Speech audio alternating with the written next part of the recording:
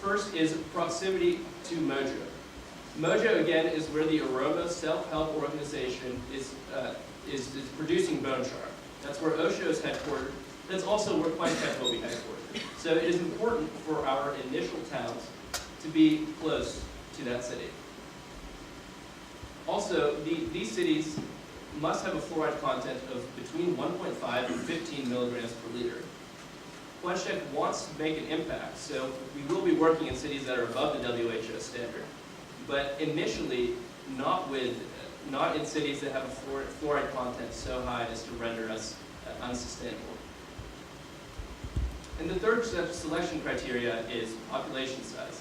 These cities should have about 5,250 people in order to guarantee the amount of water usage needed to keep Quentech sustainable. Also, in each of these places, we will have a local Quentech expert who will be the face of our company within that town. This person will have two main jobs, the first being city-level operations. The second main job of the Quentech expert is to coordinate all marketing activity within their respective town. And to tell you a little bit more about this aspect, I'll turn it over to David. Thank you, Anup. Anup has discussed the first part of Quentech solution, providing access. I'll now be talking about the second part, creating awareness through a marketing campaign. In order to successfully sell the fluoridated water to the residents of Rift Valley, Quentech must dispel traditional misconceptions about the cause of the fluorosis. Because 42% of the population is illiterate, it's important that our marketing strategy has a strong visual emphasis. Quentech's marketing strategy has two parts, with education and branding. Our education strategy will utilize edutainment. Edutainment is a best practice we have adopted from a leader in bone char commercialization in Kenya. It educates people about the causes of fluorosis and the importance of drinking fluoridated water through tier groups. Quentech will integrate the use of edutainment by integrating with interactive skits and presenting it in various important social meeting places such as schools, religious institutions, and where people currently access water throughout our pilot cities. Once people understand the causes of fluorosis, Quentech will be better able to market its fluoridated water through visually driven branding campaign. This will include the distribution of jerry cans with Quentech logo, as well as colorful brochures, t-shirts, and posters, all with little text and many pictures throughout the community.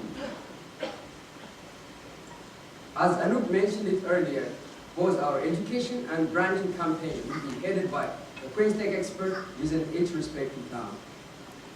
He or she will lead efforts to engage community leaders so as to ensure widespread participation in the creation of awareness. Now that we have determined a comprehensive marketing strategy with a high focus on visual branding and education, Oliver will walk you through our financials. All right, thank you very much, David.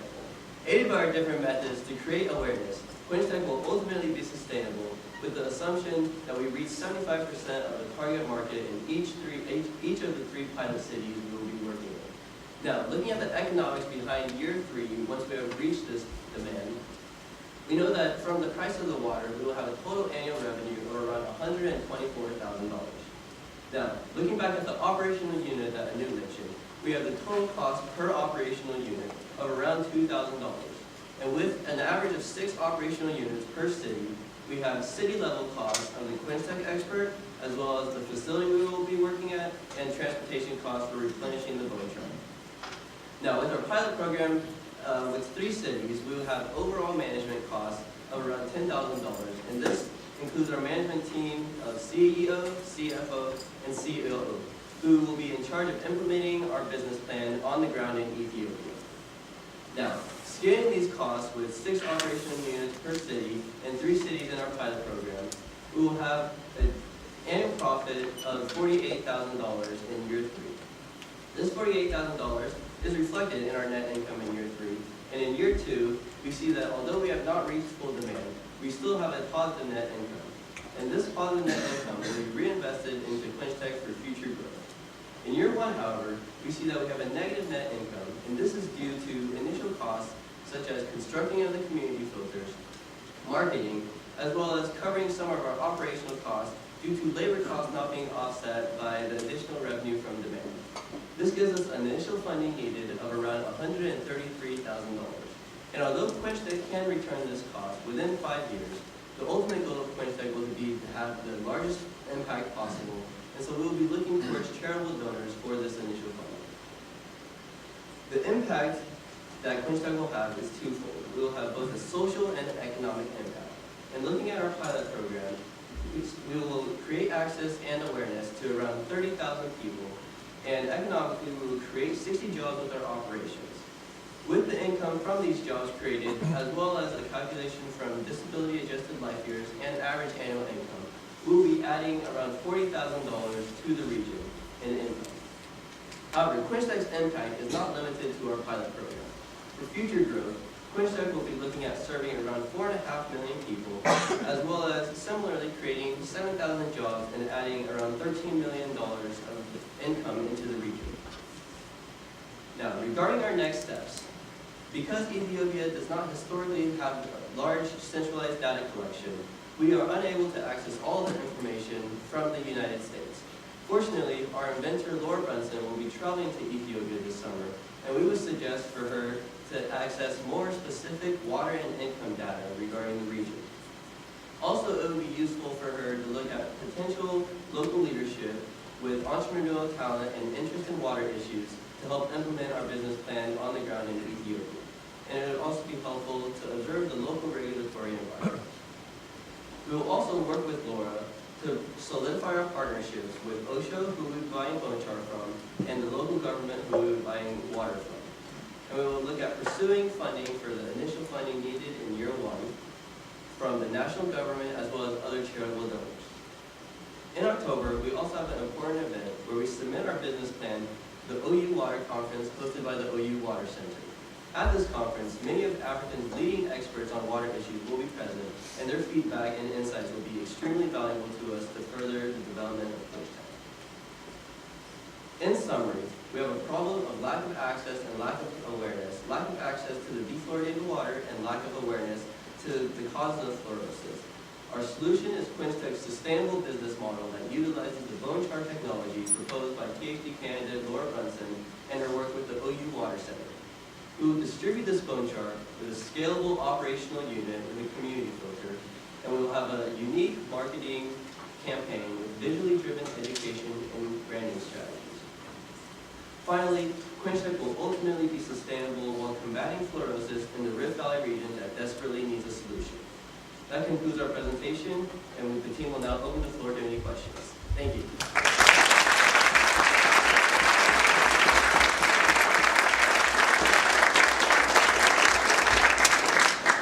Yes.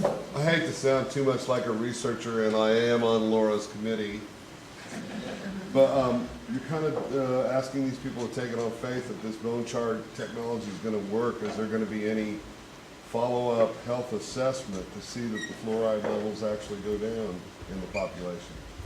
Great question. The question is, how are we going to follow up to make sure that we're actually impacting the health of Ethiopia's Rift Valley? That's a very important concern. Unfortunately, our inventor, Laura Brunson, has been doing a considerable amount of research on bone char and has proved that very effective. Furthermore, the Catholic Diocese in Nakuru in Kenya have established a successful, sustainable bone char facility, and so we will be modeling many of our business practices off of their work. Furthermore, our Quentech expert at each town will be conducting follow-ups and making sure that our facilities run smoothly and that our water meets the WHO requirements. Yes. How do they purchase the water? Just in that one picture, it looked like a public pump. Great question. The question is, how are people currently purchasing water? Right now, people go to a pump, as you saw in the picture. As Anu mentioned, 75% of people within a given town go outside of their housing compound to get their water. And right now, they're paying for water when they get it in their dairy cane. So it's a pay-for-service fee at that time. Yes? As I understand it, you're gonna double the price of water. And we're gonna expect these people to show up and buy your expensive water. Which is now gonna constitute 25% of their total annual income. Is that right? Great observation. The question really is, are you going to ask the government to withdraw bad water from the market so that they can only buy good water? Or would they be able to substitute for the bad water, which is twice? Now, why not?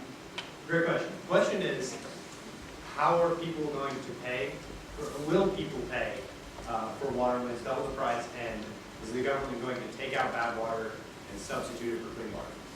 The way that we're addressing this issue is, right now, people want clean water. They see the effects of fluorosis, and in the select towns that we've researched, the towns that already know about fluorosis, they're very willing to pay that extra price. We have a contact within Ethiopia, Dr. Fleka, and he is working at the University of Addis Ababa, and he's really the water guru of all of Ethiopia, and he has confirmed the willingness to pay. And so we will be able to charge that double price. And in developing countries, it's very common for a large majority of their yearly income to go towards basic necessities like food and water. To address the second part of your question, no, we are not going to ask the government to take out the fluoridated water. Right now, people go to these local access points and get their water and bring it back to their house. The numbers that we discussed in our presentation was the 32 liters per day. That 32 liters is how much water people consume per day just for drinking and cooking. So we will purchase water from the government, run it through our Quentech filters, and then sell that same the amount of 32 liters per day of clean, safe, fluoridated water to our customers. Yes, in the back. Has your team looked into the ecological effects of removing these bones from their natural environments, say for decomposition and agricultural purposes? Great question. The question is, have we looked into the effects of taking bones out of their natural environment and using them in our bone char filters? Fortunately, Ethiopia has a large cattle population, and that is one of their biggest industries. Currently, they're just large piles of bones, just not being used for anything, it's just general waste. And so we can access these for our input to our filters. Yes, TJ. Great presentation, first of all. Second, it sounds like OU's the main OU-centric contribution is the actual bone char technology. So I'm wondering what went into deciding to actually get involved in building a customer-facing business rather than integrating the technology further up the supply chain, say with either the government or another nonprofit or whoever it may be. Great question. The question is, since OU's done a bunch of research with bone char, why are we just pursuing the distribution and the marketing to the customer? So I guess the one reason that we're only choosing to pursue the distribution and marketing would be because there's a lot of high initial investment startup costs associated with the production process, and it's not really something that would be feasible to do effectively from America, supervising the building of a bone char production facility in Ethiopia. So we were fortunate in that OSHA's already taken care of that step. In terms of why we chose not to integrate higher up the supply chain,